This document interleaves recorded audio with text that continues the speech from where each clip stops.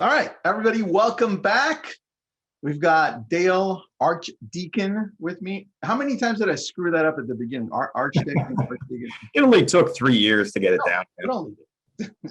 And today we have it titled as How to Hire Your ISA, but somewhere in there we added a Dr. Dale Archdekin too, which was awesome. Yeah. And I was, one of the things I wanted to talk about is how to know when you're ready to hire an ISA. I think that's kind of one of the big ones because, my company, Smart Inside Sales, I get a lot of people that come knocking on the door who have already, I think the best ones are the ones who are like, hey, I've already screwed this up a couple of times and I've wasted a lot of money. I will do exactly what you tell me whenever you tell me. The worst ones that come are, hey, we hired some ISAs. Can you make them successful? Right? And you're like, oh man, let's see where we start with this one. That's funny, dude, because it's the same thing when I'm looking for real estate agents to hire them. The best real estate agents are those that have already failed as single agents, and they come in and they just say, help us, we'll do everything you want. Right. I've definitely seen that when I work with teams, right? And I'm like, hey, listen, you want to hire that brand new licensed agent who's all wet behind the ears and like dollar signs in their eyes, and they sound great? Yes, but be prepared. They don't know what they don't know. They don't know what it's like to be naked and afraid in the forest with no leads and no money and no support. And so they'll just think that, it's like candy, right? Like leads are like candy. They just fall off the trees. So the best ones, are like you said, the ones that have toughed it out. All right, so let's get right into it. How do we know when to hire an ISA? So I have a couple of steps to go through, kind of check. I have a checklist actually, just written down. It's nothing official, but basically if you have too many leads to work already yourself, and I would say that if you are let me turn my ringer off. Dude, you're a busy guy. It just never ends. If you are an individual agent, because listen, it used to be that only big teams hired ISAs. When they got to the point where they had all, 20 agents, 30 agents, and they wanted to support them. But even as small as an individual agent, as long as you have a good flow of leads, let's say you're getting at least 30 new leads per month, right? That are coming in, and you have a decent database of people, decent database, a sphere and leads that are coming in, like meaning that you don't run out and buy a new lead source and then grab an ISA to pair them up together. I don't usually see that working out very well. Yeah, if you already have experience working leads, you already have a lead flow coming in, and you have a decent database under your control, then that's one of the stipulations where you'll be ready to hire an ISA.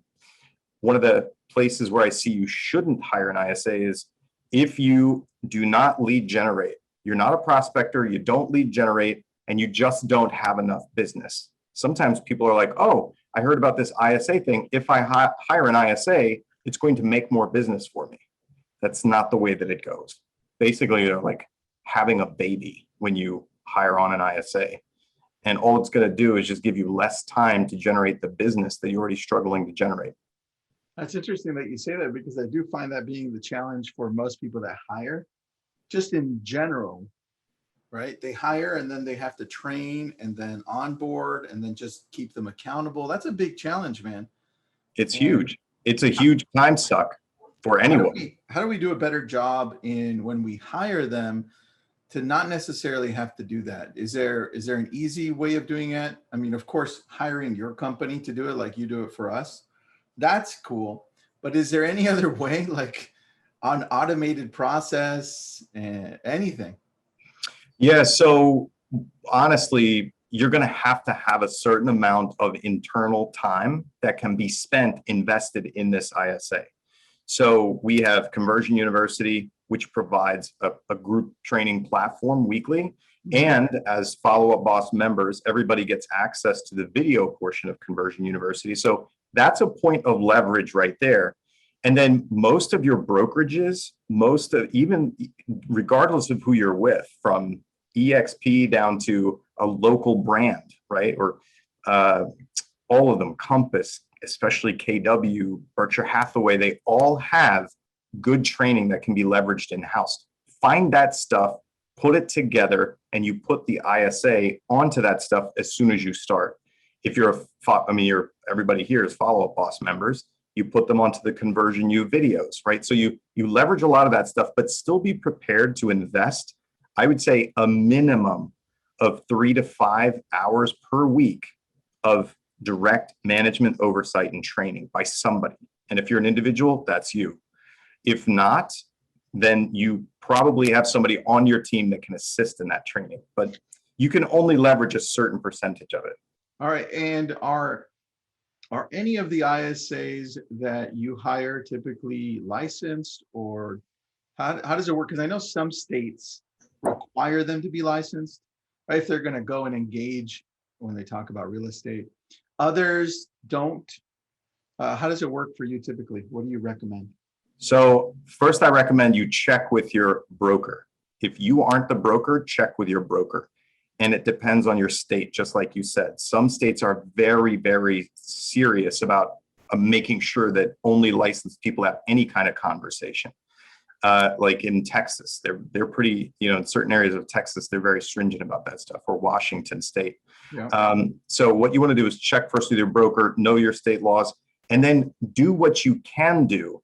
Because in some states, like my state of Pennsylvania, they say, if you're going to have a substantive conversation with a consumer about real estate, you have to be licensed.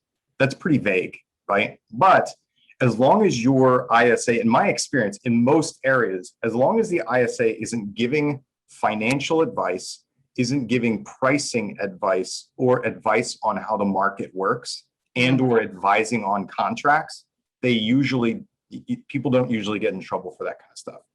All right. If it's more survey oriented, then you typically don't get in trouble. And usually, Tristan, what a lot of people do is they will hire somebody who's unlicensed, start training them, getting them ready, and then require that they get a license, usually online, within, say, the first 30 or 60 days of them being employed there.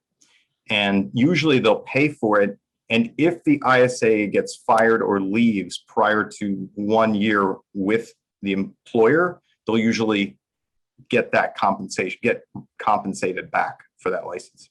Got it. All right. So then why would we hire, let's say, a virtual assistant, right? If most of them are required to be licensed in the state. Why would you hire a virtual assistant? Yeah, just throwing that out there. Because I know we've hired both, right? So yeah, I'm not sure what you mean. So the question, it goes back to the previous question, which was, people in some states, they have to hire somebody licensed if they're going to not train them to do more survey oriented questions. Got it. Directly into the real estate. Yeah. I'm saying, so why then hire the VA if you're going to have to go that route with the licensing, right? Is there a benefit to hiring a VA versus just a regular licensed agent?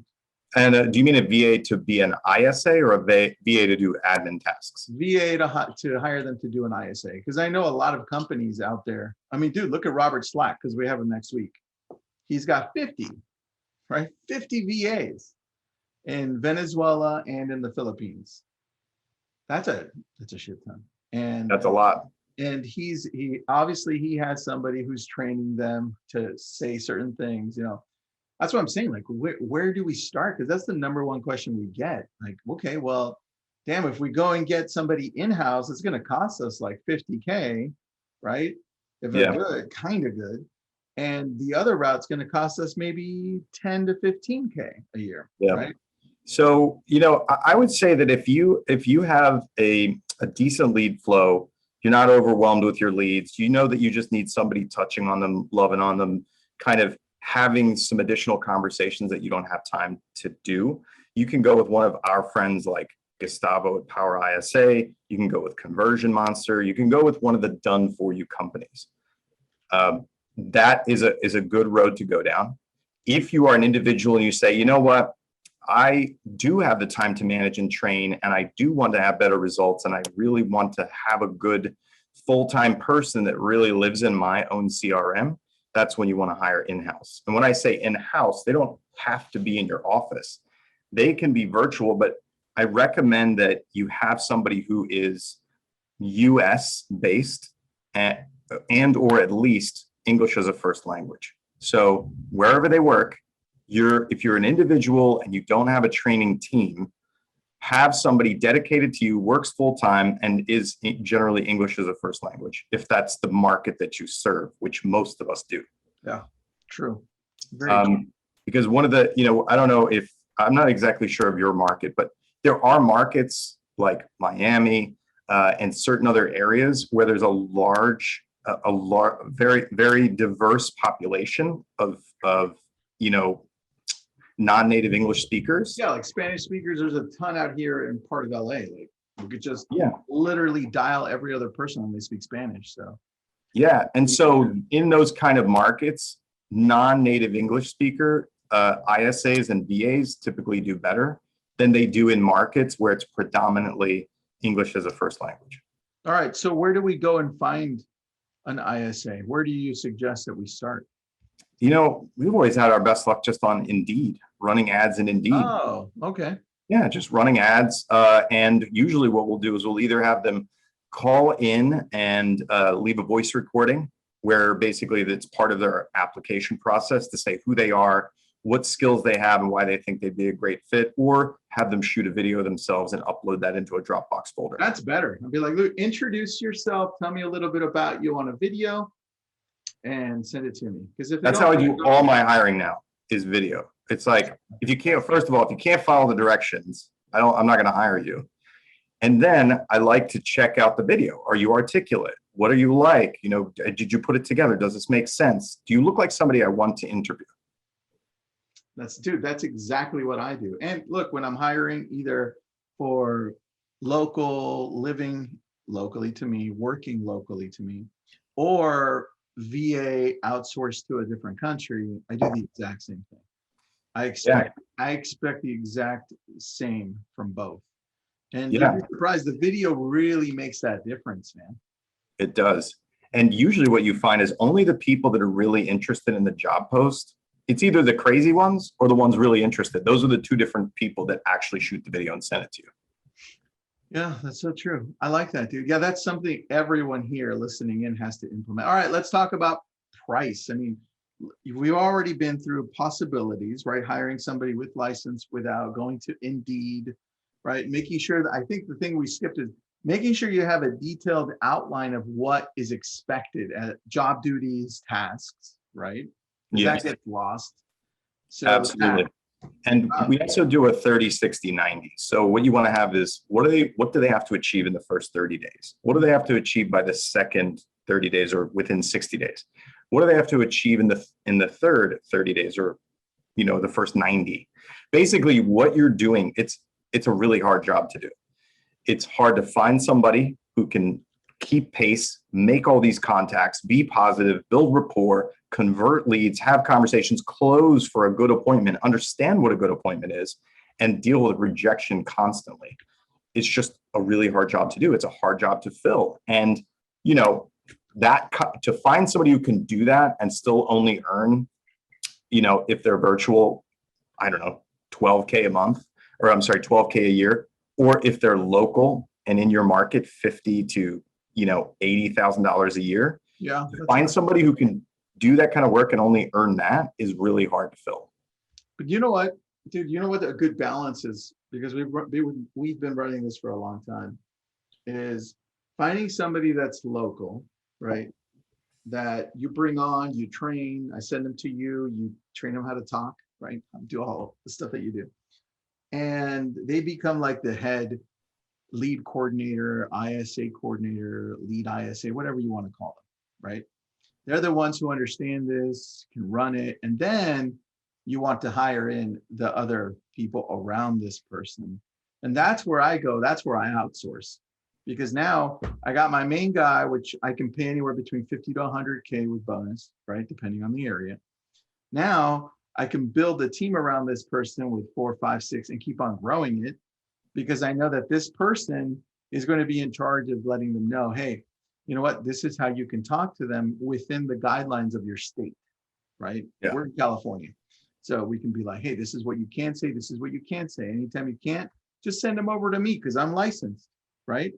Yeah. And that has been, for us, the magic right there. Yeah. No, that makes a lot of sense. I think a lot of people do use virtuals on that topic, use them as scrubbers, right? Go through, see if there's a pulse, see if there's anything there, if they're open to having a conversation and kicking it up to that person that you're talking about. Yeah, dude. So that's the way you do it. We do it. So tell me when it comes to the training part, because here's where everyone fails. This is where I failed, right? It's hard. When you've hired them, they're working for you. Let's go deeper into 30, 60, 90 and beyond, because this is where we all fail. Help me understand what happens the first 30 days. Let's go deeper into it and onward. What do you typically do? Well, actually, I want to start out once they've passed all of that stuff. The end of the day, the bottom line, what you're looking for is how many contracts or closings did that ISA cause to happen? Ooh, all Now, right. I'm sure that people are going to be like, yeah, right. Well, Dale, they don't really go out and show the houses or they don't go on the listing appointments. I don't care. At the end of the day, the purpose of having an ISA in most cases is to cause contracts and closings to happen.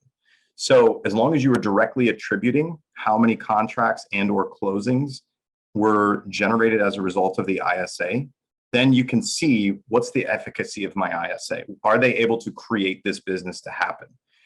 And yes, agents can screw up their appointment for them. Yes, agents can screw up on the follow-up or can do a bad job on the actual appointment. But that would be more of a matter of how is your training overall for the rest of your company and your agents. But when you hire an ISA, if you give them the perspective of this is how we're measuring your performance, we then start at the 30, 60, and 90. And so let's just talk without putting virtuals on the table, without putting scrubbers on the table. Let's just say a straight ISA that's going to work the leads, receive some leads, do some outbound stuff, work the database, and generate appointments for agents on the outside. If you're looking at that way, in the first 30 days, I want to be able to teach them the systems, get them up to making a certain number of contacts per shift. And depending on where you are and what kind of leads you're working, you know, that's going to be somewhere between 30 and 40 contacts per day, per shift that they're going to be making. And when I say contacts, that's across phone calls, text messages, emails, direct messages, any way that they can have a conversation. Yeah. Oh, I can't hear you. You're connecting to audio. There, I'm connected. There it is. See, that's why I have that on. Do you love that? Do you love that? Love it. All right. When you're talking about that, how is it that we can do a better job as real estate agents? Because I think we dropped the ball. It's cool, like going to you because you know you're training my team, right? But if we don't have you, like, where do we go? Oh man. Listen, if you're an individual or you don't have a director of ops or a director of sales or some kind of management level person, one of the issues that you're going to have to do before you do this is you have to carve the time out for it. You literally have to set the system up and you have to have ways to hold them accountable. You can set the system up and have your assistants manage this stuff and you just come in and review what's going on. But it takes time to set that system up. All right. All right. And listen, it's not rocket science, dude. Like the Millionaire Real Estate Agent book from God knows when back in the day when Gary Keller wrote it, you make contacts, you set appointments, you go on appointments, you sign contracts. Really, all you're doing is you're dedicating a sales position to specializing in making contacts, following up, and setting appointments. So how many of those do you want? Hold them accountable to producing it. I like that. Well, you have it all outlined. I think that's the key because we don't usually have that outlined. And is it somebody that, when you're saying 20 to 30 contacts per shift, are they using a dialer or using three phone dialer, 5 phone dialer, single dialer? Are they picking up the phone? What are they using? Yeah, so that's going to be a combination of single line dialer, i.e. through Follow Up Boss is a single line dialer and a really efficient way of using a smart list, just being able to call through it. So using on the single line, you're going to want to be calling the brand new leads, like first day leads, And you're going to want to be calling the nurtures that you have appointments set up for a callback or a purpose for calling them, right? Your follow-ups. Yeah. And then you're going to go and be on a multi-line dialer for any leads that have been in your system more than, say, 2 days to infinity, right? Calling your recent leads on a multi-line dialer, calling your cold leads on a multi-line dialer, and then doing some blast emails and text messages to get responses. All right, perfect, dude. And then look, if you're with Follow Up Boss, everybody listening in, so you have the dialer. If you don't turn that on, it makes everything else go. Oh my God. It records the calls. Have the recordings and the dial. All right, so let's talk about the recordings because that's what my team does. And if you're in a state that requires you to let the other person know that it's being recorded, it's easy. Just let them know at the very beginning, this call is being recorded. Hi, I'm whatever, right? And so then though, the important thing is if you've got a team, you can go back and see and be like, oh, you know what? Let's tweak this. I mean, Dale, how many times you do this on Cash Call, dude, with Brian? All the time. The calls that you break down, I mean, sometimes they're hilarious, but because we typically fall back on no knowledge, which is like kind of winging it, right? So, yep. So let's talk about that because I think that's a really, really important aspect to this. Oh, it's huge. So for all my team leaders out there, or anybody who's ever trained salespeople or tried to manage salespeople, here's how it goes. I'm going to paraphrase this. Tristan, hey man, we got this. This is how we're going to answer these leads. This is how we're going to talk to them. I want you to say yada, yada, yada, and this and this and that. Okay. And I want you to do it that way. And you're like, sure, dude. You're like, great. So say it back to me. And you're like, yada, yada, yada, this and this and that. And you're like, great, man. That's fantastic. And then you come back to my office a few weeks later. I'm like, hey man, where's the sales? You're like, those leads suck, bro. I'm like, are you saying what we talked about? Yeah, I say it every time, man. I'm like clockwork, man. I do it every time. It's not me, it's the leads. Sales manager's like, God, I don't know what's going on, man. We should get some different leads. Now we come in, we're like, oh wait, let's actually listen to what happened. Salesperson ISA doesn't say any of that shit in real life, right? It does not go that way. And you can hear them like it's cringeworthy. And you're like, oh my gosh, why are they doing that? So once you get those recordings, you can go back to them and say, hey, agent, you know that thing we talked about? Yeah. I do it all the time. Well, that's funny because this time you didn't do it. And, it didn't turn into anything. So let's try that again. So then you practice again and you keep listening to those calls and you practice until you start to hear it show up in those recordings. And in all fairness, it takes repetition. It takes time with the agent, with the ISAs to get the training to show up in a live fire situation. Yeah, I think that's it, man. That's really it. How many times have you gotten a recording from one of your agents and you go through it and you're like, oh, wow, that's great job. This is amazing. Now I understand why you're closing versus like I pick up some of these recordings and I'm like, no wonder you're failing. This is terrible. This is garbage. Right. Let's practice again. The leads don't suck. You suck. Right. And I have proof. Oh, right. This is the evidence that the leads are. It's terrible. I think that for me, it's been the best. And I learned that from you, right? Because we have recordings, but I didn't really use them until you're like, hey, here are the recordings. I'm like, that's brilliant. Why didn't I think of that? It's so easy. Right? It's the simple things, right? Hey, let's listen to the recordings and see what's going on. It really is, man. All right. So ISAs, hiring them, onboarding them. What's next? What are we missing here? Yeah. I would say letting them go. This is one of the difficult problems that people have sometimes. Now, when you're spending money, a lot of people don't have trouble with cutting off spending money, but they do have trouble knowing when to exit business with somebody. Like if the ISA is just kind of hobbling along, or if the ISA is just kind of doing a marginal job, or even this is the worst scenario. The ISA does everything you tell them. They're pleasant people. They try really hard, right? They take everything that you tell them and they implement it and they do it, and it still just won't catch fire. They can't make really good appointments happen, or they can't cause can't make somehow a contract or sale end up happening, right?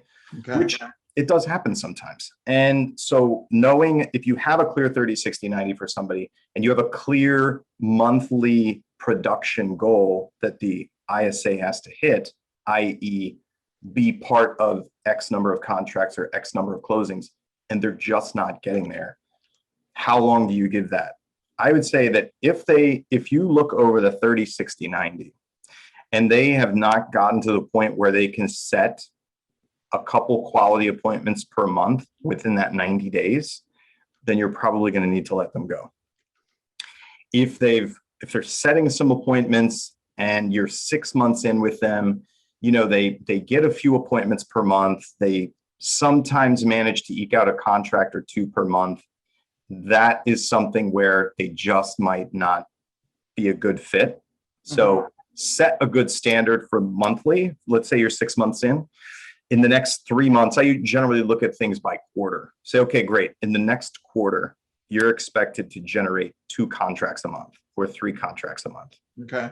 And if they're not able to ramp that up and make that kind of improvement, it might be time to part ways with them. And I want to say this, man, and you know this, you've been managing people and dealing with people and building companies for a very long time, is that when you have somebody that's a wrong fit, no matter how hard they want to try or stay, and it's very clear that they're a wrong fit, it's actually irresponsible for us to keep holding them accountable and keep trying to force them into greater levels of success when it won't happen. It's sometimes better to let them go out of that position. That's true, man.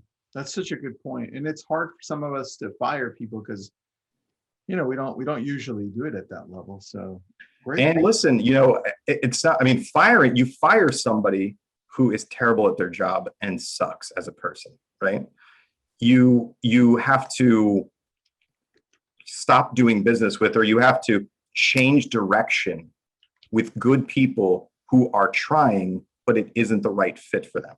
And you as a manager, leader, you are required to be honest with yourself and have that conversation with them. Acknowledge the efforts, acknowledge the work, acknowledge the spirit and the attitude.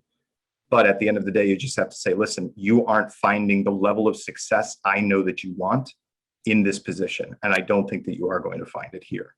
All right, last thing, because we've got a minute. Well, maybe 2 things. One, I love you, dude. You're awesome. Well, thanks, buddy.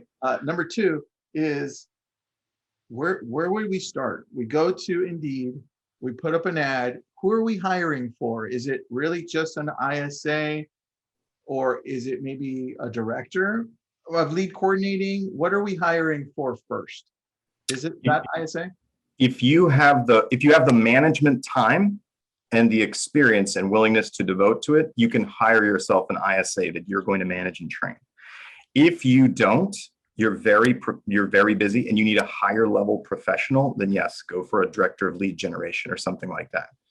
However, to a couple of caveats, that person has to be willing to make the contacts until you can leverage them, until they can leverage themselves. They have to be willing to do that if no one else is there to do it. You don't just hire a manager and not have anyone for them to manage, right? I love that, dude. Well, look, thank you for continually coaching my team. You Yes. know what?